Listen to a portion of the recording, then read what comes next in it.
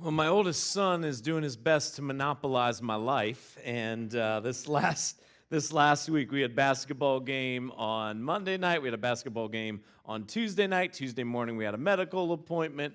Wednesday there was something I don't even remember what. Thursday there was basketball practice for him, followed by an esports championship. And if you're like, what? What is esports? Welcome to my world. So we'll be there together.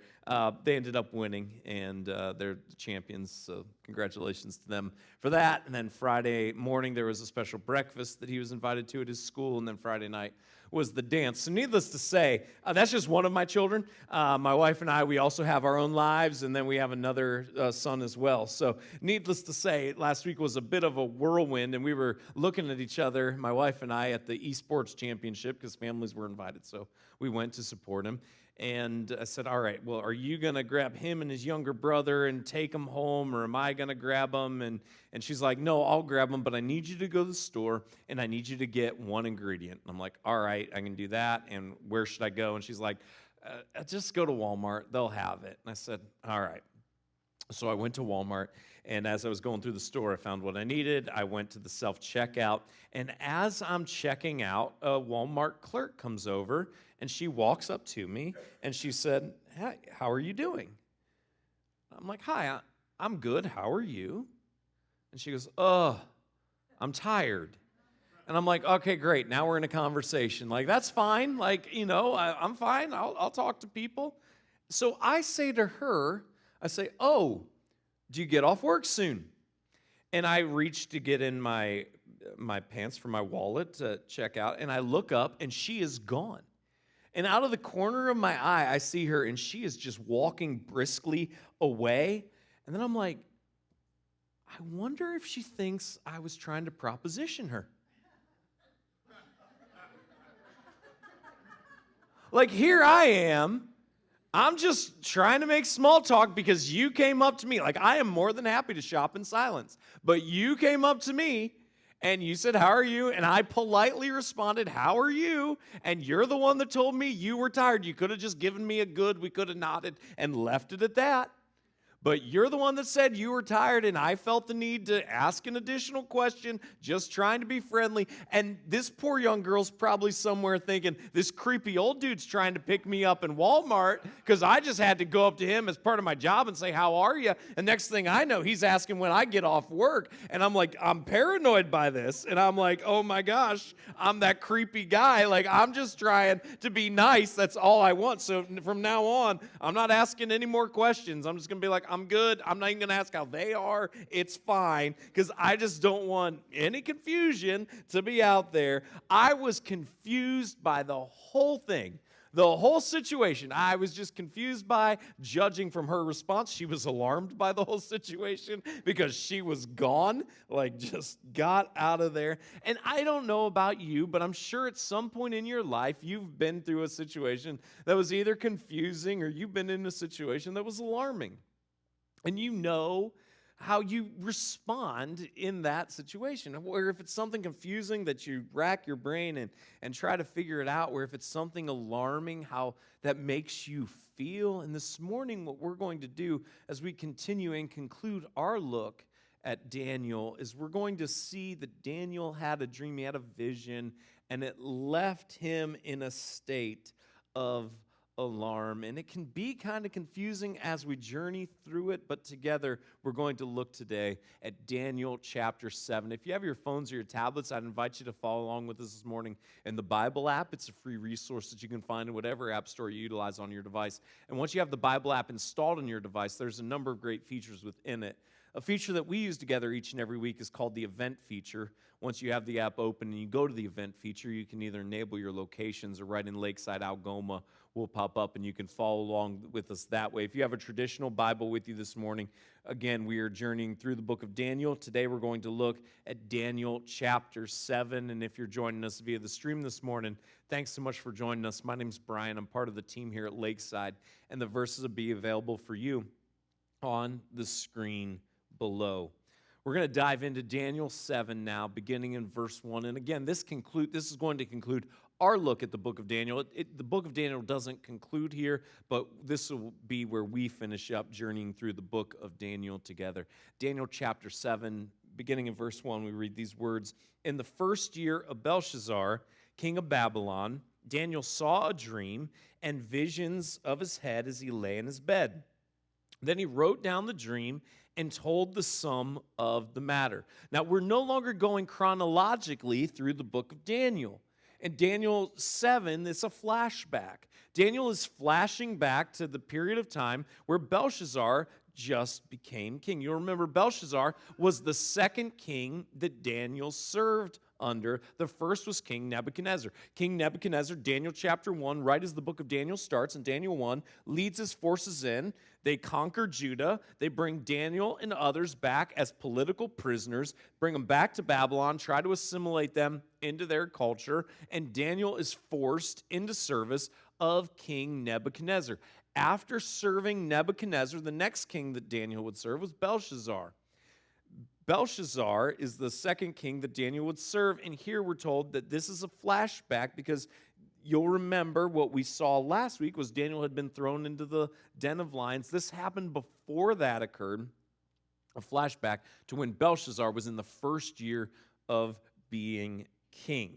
Daniel had a dream, and he wrote it down. I know some people like to sleep with a notepad and a pen or their phone right by their bed so that if they have a thought that wakes them up in the middle of the night or they dream something, they can record it before they forget all about it. And Daniel did the same thing. And so he wrote down what his dream was. Daniel declared, I saw in my vision by night, and behold, the four winds of heaven were stirring up the great sea. Now we know geographically where Babylon was located. This is the Mediterranean Sea.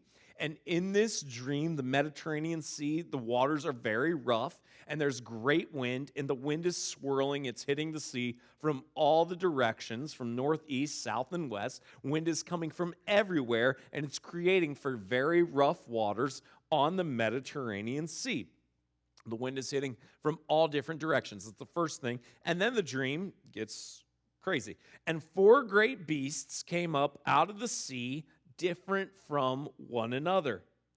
Four impressive beasts emerge up out of the sea that is rough from the wind hitting it.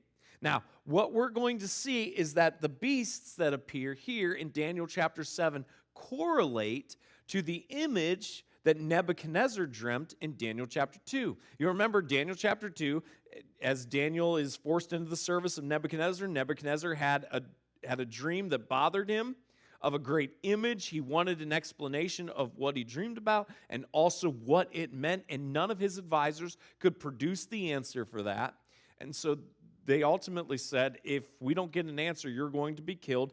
Daniel then was brought into the equation, and he was able supernaturally by God to tell Nebuchadnezzar not only what he dreamt, but what the meaning of the dream was. And what we're going to see with the four beasts is these correlate with the great image that Nebuchadnezzar dreamed in Daniel chapter 2. We don't have time to look at all of that today, but if you want to catch up on that, read Daniel chapter 2. Go to our website, lakeside-church.com/media. There is a complete archive of all of our services, all of the messages. They're available there. And so if you ever miss anything, you can catch up there. But what we're about to see, just know, correlates to the image that Nebuchadnezzar, who was the first king that Daniel served, dreamed in Daniel chapter 2. The first was like a lion and had eagle's wings. Then as I looked, its wings were plucked off, and it was lifted up from the ground and made to stand on 2 feet like a man, and the mind of a man was given to it. Now, this first beast that we're told about is a lion, and that's terrifying in and of itself. I mean, when you think about the speed and the ferociousness of a lion, they can absolutely destroy you. I mean, every cat is a horror. I know some of you are like, how dare you say that? My little fur babies bring me so much support and love and joy, and I just want you to know that little fur baby would gnaw your face off the first second they got, all right? Every cat is evil. That's not biblical, just my strong conviction. Every single one of them. And so if little Snuggles or whatever you've named your cat is capable of that, and they are. Imagine a lion. We know what lions are capable of. Now, you take a lion, and as if that's not powerful enough, you put on the lion eagle's wings. So now, not only can it run with the speed that it runs, and not only is it as ferocious as it is, but it can also fly. You don't stand a chance. This thing's a nightmare. And that's the vision that we're given. And this represents Babylon. And we'll go on to see why that's the case. But this represents Babylon, the kingdom that came and originally conquered Judah and brought Daniel into the fold. Now, I also want you to remember Daniel chapter 4. When you think about the way that this ends, that this lion is given eagle's wings, and then it is plucked up, and it's made to stand on 2 feet like a man, and the mind of a man was given to it. Go back to Daniel chapter 4, King Nebuchadnezzar. Second time Nebuchadnezzar has a dream. Can't find anyone who's able to interpret it. Then Daniel interprets the dream again. And he says, Nebuchadnezzar, God is going to humble you. Humble yourself. God gives him a year. He doesn't do it. One night, Nebuchadnezzar's out, looking over the vastness of his kingdom. He's seeing everything that the great kingdom has to offer, and pride swells in his heart as he takes credit and ownership for everything that he sees. And in an instant, after a year of not humbling himself, God drives him out of his kingdom, away from civilization, forces him out into wilderness to live for a number of years as though he is insane, living like an animal. And it isn't until he honors God that his sanity and kingdom is restored to him.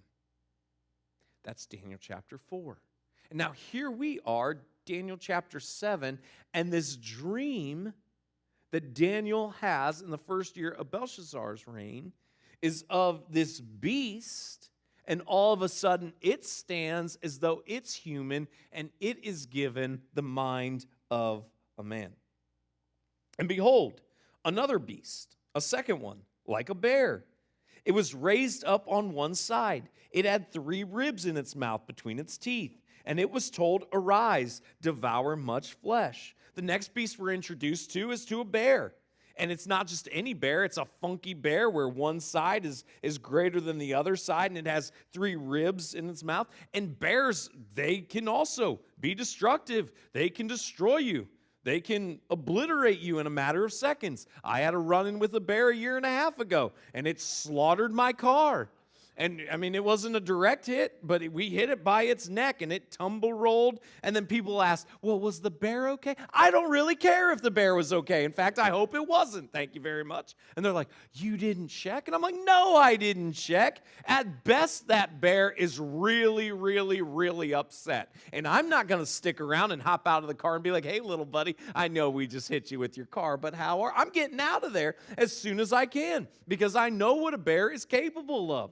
And some people are like, oh, I hope the bear's okay. There's only 12 bears in all of Door County. And I'm like, I personally hope there's 0 bears in Door County. I don't personally have anything against bears. I think they're great in zoos, but I don't need to live with them. So, let's just get rid of all of them. I'm fine with that. Why? Because what is the bear doing? 3 ribs in its mouth. And that one day might be your ribs. So just remember that. Okay? So one side, the bear's greater than the other. This is a representation of the Medes and the Persians. Persia being the stronger side. They would go on to conquer many nations. After this, I looked, and behold, another like a leopard, with 4 wings of a bird on its back. And the beast had 4 heads, and dominion was given to it. This is the Greek Empire, with and after Alexander the Great.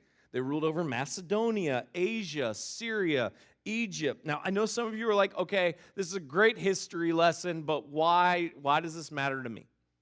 Why do I, and I'm just hang with us, because I promise this has implications not only historically, but has implications for each and every one of us and how we live our lives today as well. And after this, I saw in the night visions, and behold, a 4th beast, terrifying and dreadful, and exceedingly strong. It had great iron teeth. It devoured and broke in pieces and stamped what was left with its feet. It was different from all the beasts that were before it, and it had 10 horns.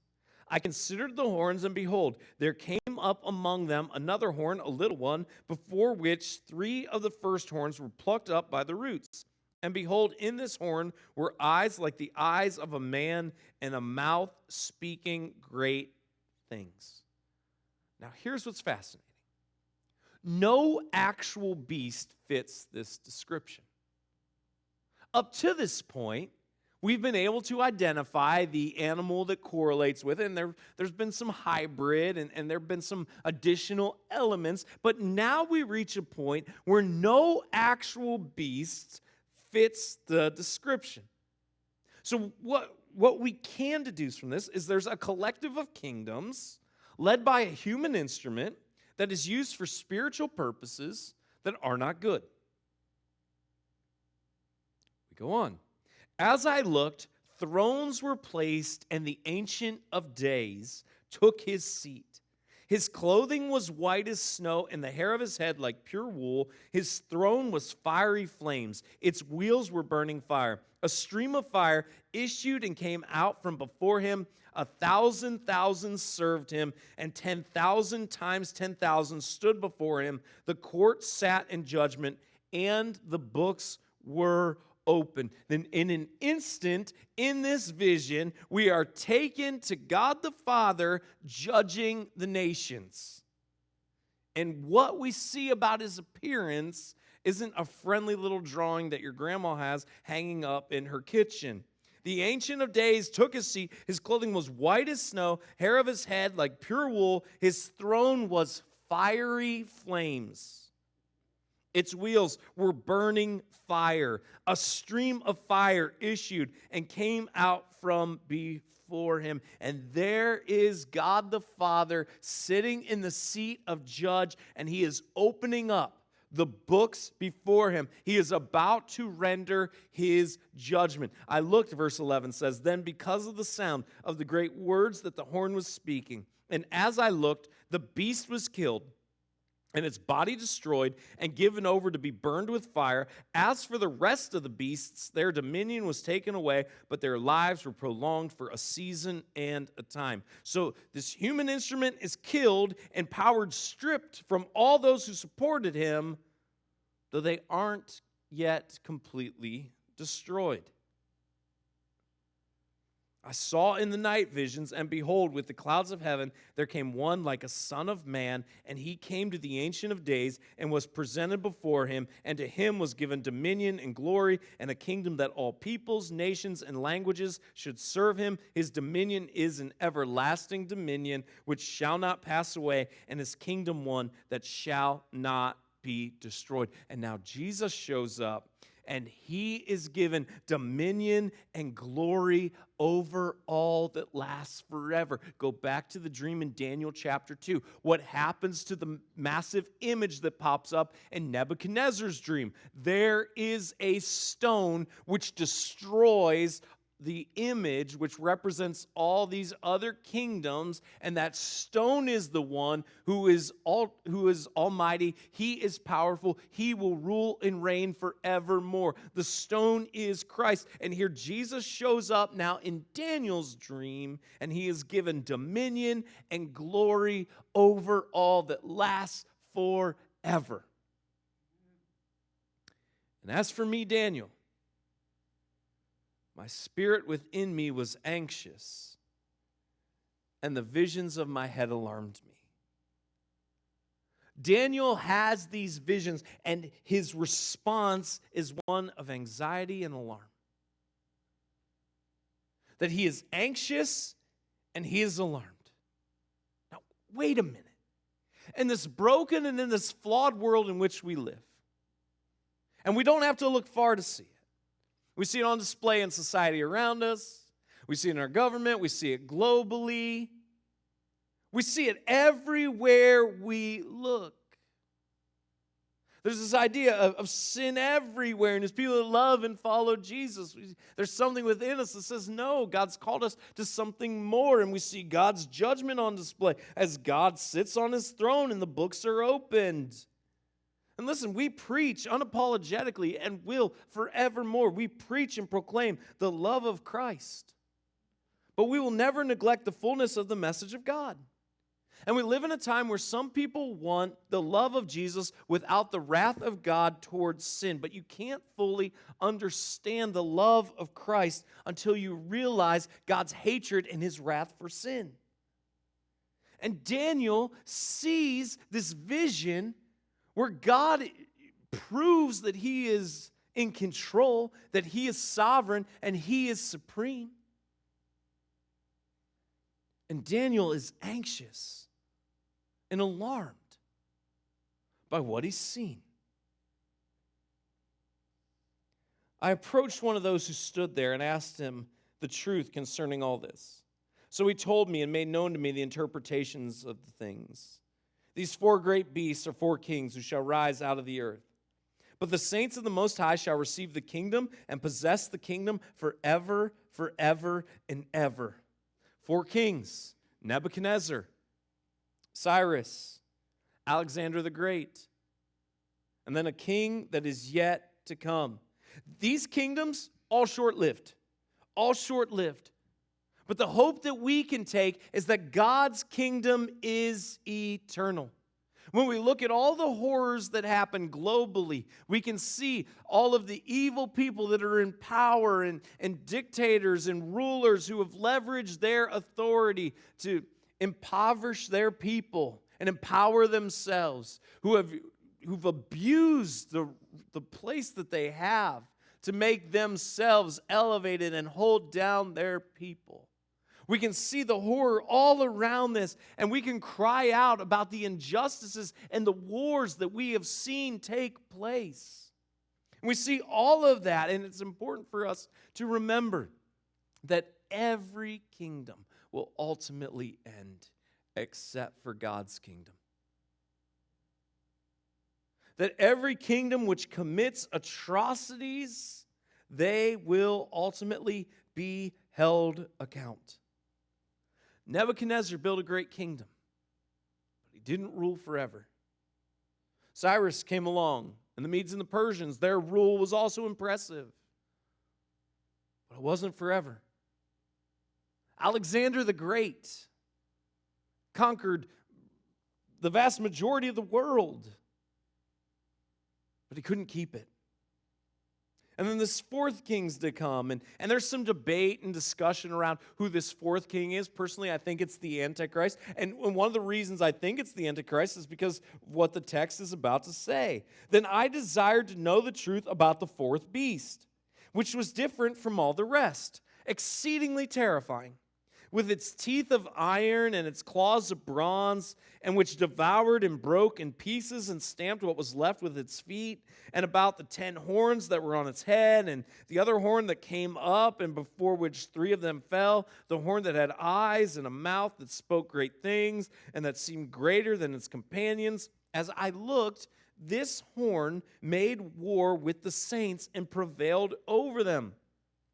This 4th beast is different from all the rest. He is specifically mentioned as being terrifying and destructive. And what we see explained to us here from Daniel's vision is this, that there is a real physical battle, and the reason for the real physical battle is because of spiritual principles. Until the Ancient of Days came, and judgment was given for the saints of the Most High. And the time came when the saints possessed the kingdom. And here we again see that God judges and God delivers. That all of the horrors and all the atrocities that Daniel saw in his vision and in his dream that kept him anxious and alarmed, they all occur in this vision, and yet God still, at the time that he appoints and he chooses, shows up and puts an end to all of it. that God judges and he delivers his people. Thus he said, as for the fourth beast, there shall be a fourth kingdom on earth, which shall be different from all the kingdoms, and it shall devour the whole earth, and trample it down, and break it to pieces. As for the 10 horns, out of this kingdom 10 kings shall arise, and another shall arise after them. He shall be different from the former ones, and shall put down 3 kings. He shall speak words against the Most High, and shall wear out the saints of the Most High, and shall think to change the times and the law, and they shall be given into his hand for a time, times, and half a time. What are we told about the fourth beast? That the goal of the kingdom of this beast will be to what? To change the times and to change the law. And people will be given into his hand for a while. And think of what we're told elsewhere in Scripture, that there will be a time where evil is called good and good is called evil. It has always been the attempt of the adversary, it's always been the attempt of the enemy to take God's standard, to take God's rules and God's regulations, and to get rid of them. It's always been the desire of the enemy to get people to rebel against their Creator in the same way that he rebelled against his Creator. That's always been the design. It's always been the playbook. And here we see it. And what we're told, by the way, is that it's going to be successful. The people are going to go along with it. Because rather than have to follow God's standard and God's design, then they can follow their own. And for a period of time, this is going to be effective. But the court shall sit in judgment, and his dominion shall be taken away, to be consumed and destroyed to the end. And the kingdom of the dominion and the greatness of the kingdoms under the whole heaven shall be given to the people of the saints of the Most High. His kingdom shall be an everlasting kingdom, and all dominions shall serve and obey him. That yes, there will be a period of time where this occurs, but don't mistake the fact that God is still in control. God is still supreme, and God is the final judge, and he is going to bring about once and for all a kingdom that is eternal and everlasting, and he will rule and reign with full dominion forevermore in a kingdom that restores the perfect balance that God originally designed all of us to be part of in harmony with our Creator. All available to us because of what Jesus did for us. And so when we look at the hopelessness of culture on display in front of us day in and day out, it can be tempting to lose sight of this. But it is absolutely essential for every single one of us that loves and follows Jesus that we remember that God is still supreme. He is still sovereign. And God is still in control. And in the end of it all, God wins. And that's our hope. And then we get to verse 28. Here is the end of the matter. As for me, Daniel, my thoughts greatly alarmed me, and my color changed. But I kept the matter in my heart. Daniel sees this vision, and he's greatly alarmed. And how many times have I preached? We know what happens in the end. God wins.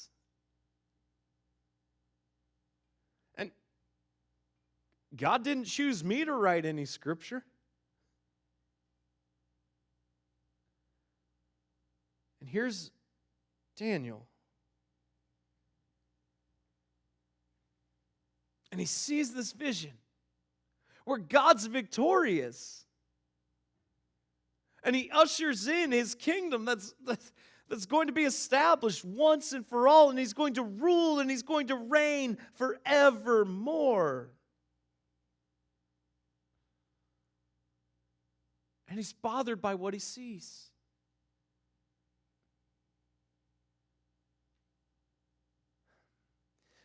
Being bothered by what's happening doesn't indicate a lack of faith, as much as it indicates we're human. I want you to think of what Daniel's been through. And yeah, he hasn't been to the lion's den yet.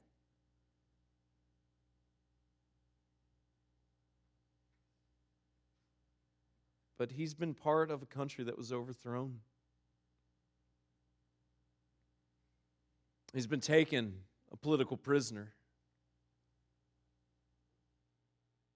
He's been assimilated into a new culture. And when they tried to get him to do something that would violate his conscience, he spoke up and God sustained him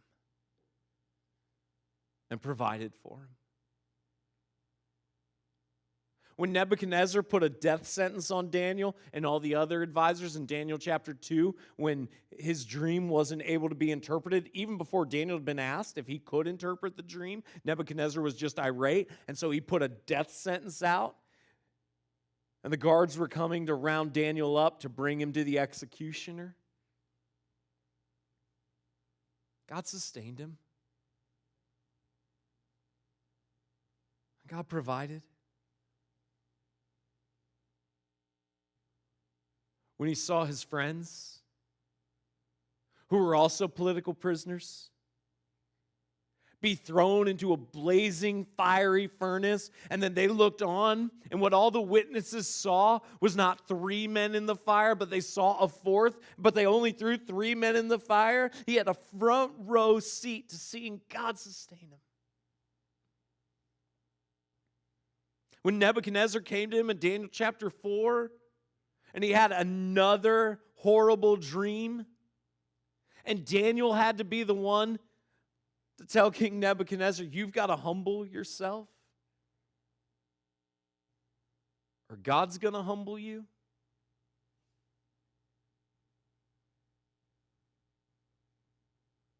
God sustained him. He'd been through all of those scenarios, all those circumstances. And yet here he is.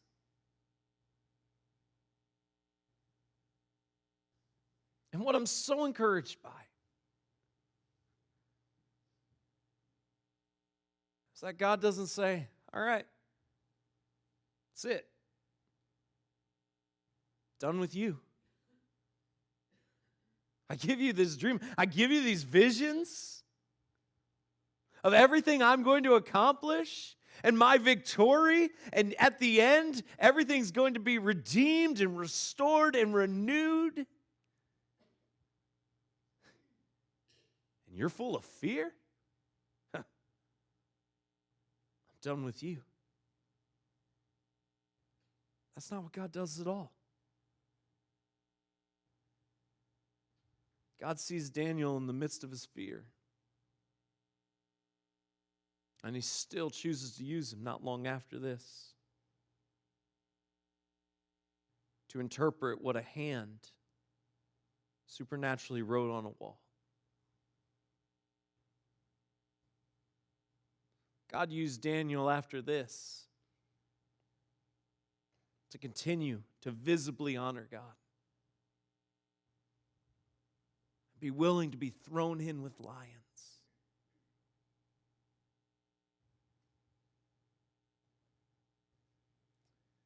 Now, some of us might look at him and be like, whoa, you're not spiritual enough. Fear? After everything you've seen God do?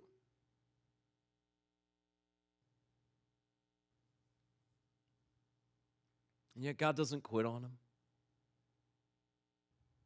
The reality is this. If you follow after Jesus, you're going to be led to some places you don't want to go. You're going to face some challenging circumstances you don't want to face. You're going to have moments where fear is very real, and it doesn't automatically mean it's a lack of faith. Sometimes it just means we're human. And God is big enough to work through our fear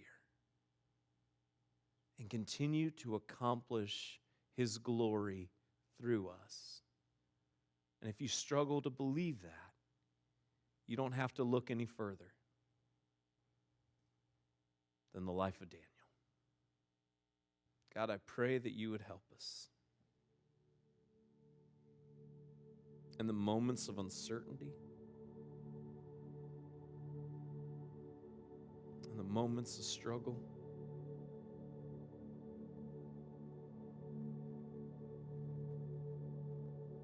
Remember that you have called us.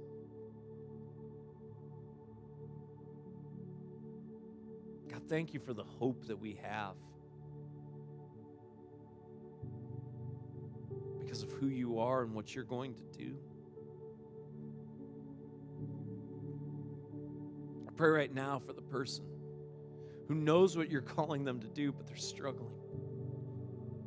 And the enemy is trying to leverage that to convince them that they're not good enough. They don't love you enough. They aren't spiritual enough. That God could never use you.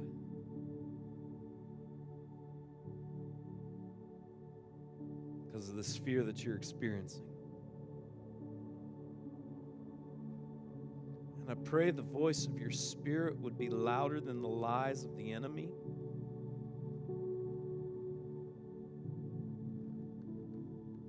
And I pray, God, you'd help us overcome it. That you would work through us for your glory. Change us and shape us. We ask in your Son, Jesus' name.